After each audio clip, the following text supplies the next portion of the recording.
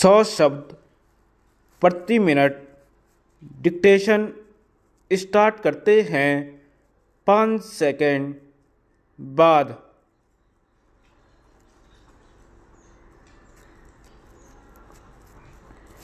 महोदय, राष्ट्रीय विकास परिषद की हाल में हुई बैठक को संबोधित करते हुए प्रधानमंत्री ने कहा, राष्ट्रीय विकास परिषद की इस बैठक में आप सबका स्वागत करते हुए मुझे बड़ी प्रसन्नता हो रही है।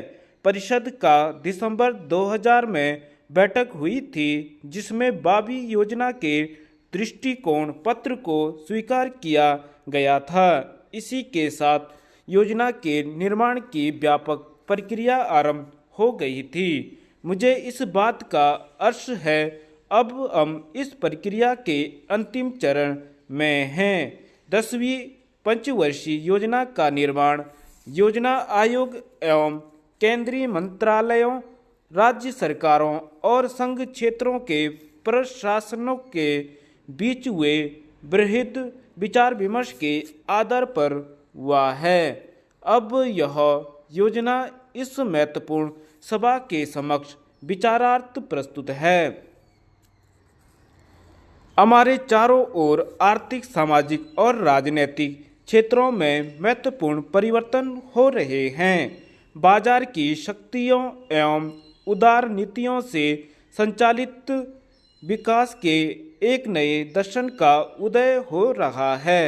इस परिप्रेक्ष्य में नियोजन की भूमिका और उसकी प्रासंगिकता पर ही प्रश्न चिन्ह लग रहे हैं, लेकिन उभरते विश्वव्यापी आर्थिक और राजनीतिक परिवर्तनों का यह आशय नहीं है कि सरकार और योजना आयोग का दायित्व कम हो जाए, बल्कि यह परिवर्तन उसके दायित्वों को और आर्थिक महत्वपूर्ण बनाते हैं।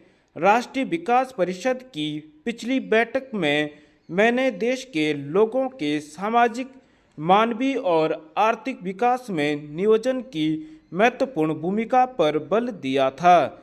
इसकी आधारभूत सामाजिक ढांचे का सृजन करने एवं मानवीय विकास के क्षेत्र में तो भूमिका और भी अधिक महत्वपूर्ण है।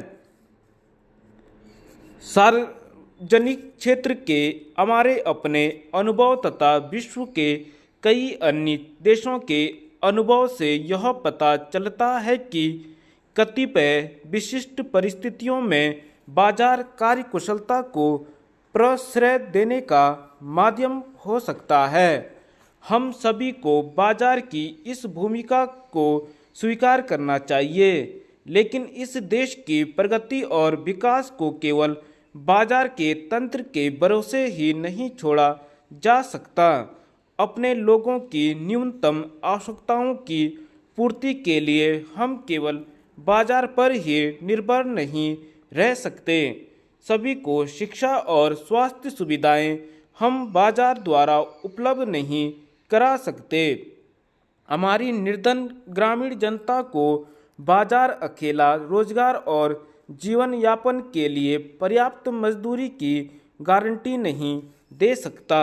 विकास के एकमात्र माध्यम के रूप में बाजार की इन सीमाओं को स्वीकार करना होगा, और यह भी आगे हम सभी को भली भांति पता है। अतः इन सीमाओं से पार पाने के लिए हमें कोई और सस्ता रास्ता अपनाना होगा, और यह रास्ता केवल राज्य द्वारा हस्तक्षेप का ही हो सकता है। अतः नियोजन की भूमिका कई क्षेत्रों में महत्वपूर्ण बनी रहेगी। इन क्षेत्रों में आते हैं व्यापक आर्थिक प्रबंध, आधारभूत सामाजिक ढांचे का निर्माण तथा निर्धन वर्ग के हितों की सुरक्षा, मानवीय विकास।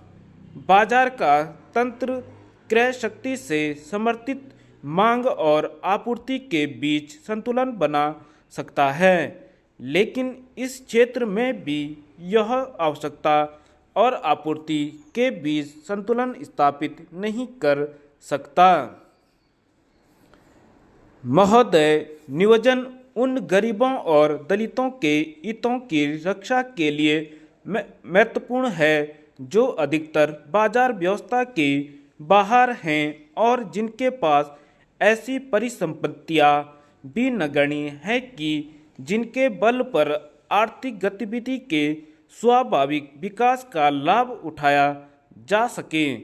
पिछड़े, पहाड़ी और दूर दराज के क्षेत्रों के विकास एवं उनको आर्थिक गतिविधियों की मुख्य धारा से जोड़ने का काम केवल बाजार के ऊपर नहीं छोड़ा जा सकता और इसके लिए नियोजित प्रयास करने होंगे।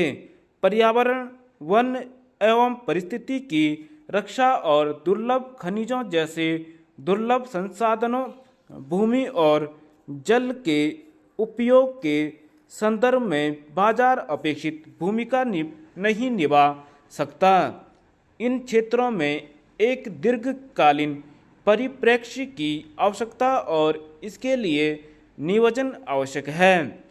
ऊर्जा, परिवहन, संचार और सिंचाई जैसे विकास की प्रक्रिया को स्थायी संबल देने वाले आधारित ढांचे को सशक्त बनाना एक ऐसा दूसरा क्षेत्र है जिसमें नियोजन की भूमिका महत्वपूर्ण है। इन क्षेत्रों में निवेश में निजी क्षेत्र की भागीदारी में अनुमानित वृद्धि से नियोजन की महत्वपूर्ण आवश्यकता किसी प्रकार कम नहीं होती।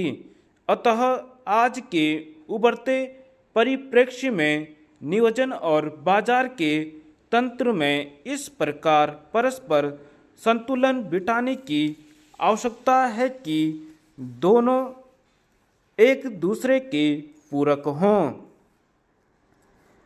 सार्वजनिक निवेश के लिए नियोजन भी कुछ निगमित नियोजन की तरह विशुद्ध होना चाहिए। शेष पद्धति के लिए यह सांकेतिक हो सकता है जिसमें मोटे तौर पर उन दिशाओं का उल्लेख हो कि जिनकी ओर अर्थव्यवस्था को अग्रसर होना चाहिए। इसके द्वारा समूची अर्थव्यवस्था के लिए मध्यावधि के अनुमानों की उपयुक्त सूचना प्रणालियों, कमजोर एवं दृढ़ता वाले क्षेत्रों के संकेतों और वांछित लक्ष्यों की प्राप्ति के लिए सटीक नीतियों सहित भविष्य की परिकल्पना उपलब्ध होगी। इससे सरकार, किसानों, श्रमिक संगठनों एवं उद्योग जैसे विकास की प्रक्रिया में सामाजिक भागीदारों के बीच व्यवस्था में एक सीमा तक आम सहमति भी बन सकेगी।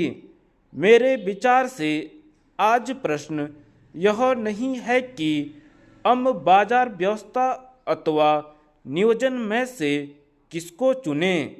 महत्वपूर्ण प्रश्न यह है कि विकेंद्रीकृत ढांचे के जन सामान्य के धरातल से लेकर ऊपर तक किस प्रकार सुदृढ़ बनाया जाए। केंद्र और राज्य दोनों की सरकारों के सामने आम जनों और संपन्न लोगों की खाई को पाटने का काम इस समय सर्वोपरि है।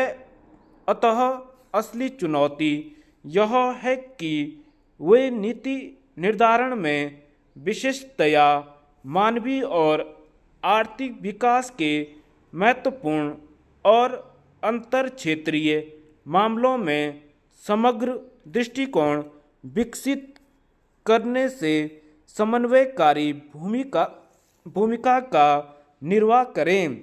राज्य सरकारों और पंचायत राज संस्थाओं को इस विषय पर गंभीरता और गहराई से ध्यान देना होगा। साक्षरता और परिवार कल्याण के दो महत्वपूर्ण क्षेत्रों के संदर्भ में उदाहरण देकर मैं अपना आशय स्पष्ट करना चाहता हूँ। प्रौढ़ साक्षरता कार्यक्रमों को हाल ही तक केवल सरकार का दायित्व माना जाता था। पहले केरल में और अब देश के और आर्थिक पिछड़े क्षेत्रों में संपूर्ण साक्षरता के लिए चलाए गए व्यापक क्षेत्र विशिष्ट तथा समयबद्ध अभियानों की सफलता ने हमारे अंदर निरक्षरता को वर्तमान योजना में समाप्त करने का विश्वास उत्पन्न किया है। धन्यवाद।